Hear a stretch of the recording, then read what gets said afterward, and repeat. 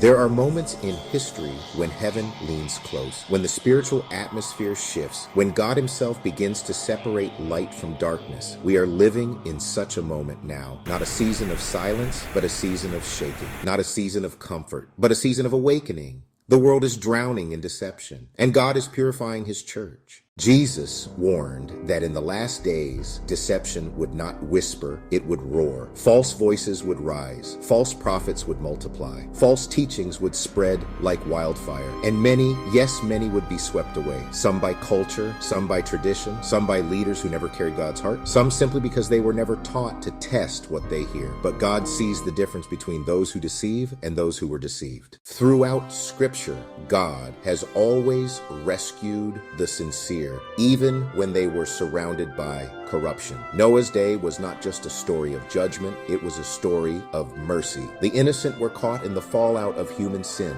yet God preserved them. So it is today. Many believers are victims of the spiritual environment around them. But God is not blind. He is not indifferent. He is not silent. He opens eyes. He breaks chains. He calls his people back. He restores what deception tried to steal. But mercy does not erase responsibility. Every believer is called to watch, to discern, to test every spirit, and to cling to truth. Deception explains the fall, but responsibility reveals the heart. Those who truly belong to him respond when truth confronts them. They awaken, they return, they endure. Before God restores, he purifies. Before he empowers, he refines. Before the bride is presented, she is washed. Purification is not gentle. It is not comfortable. It is not optional. It exposes false shepherds. It confronts mixture. It tears down what God never built. It burns away what cannot enter the kingdom.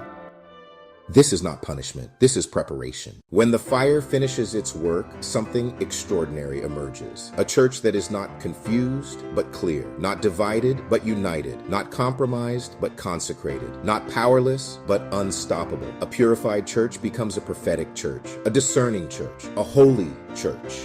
A church that reflects Christ, not culture. This is the bride the king returns for. After purification comes restoration. God restores his people to their original design, their purity, their unity, their authority, their mission. The shaking is not the end. It is the doorway. The refining is not destruction. It is rebirth. God is preparing his people for the greatest harvest the world has ever seen and for the return of the king. This is the hour to awaken, to lay down deception, to rise above compromise, to let God burn away what cannot remain, to stand as part of the purified church he is raising in this final hour.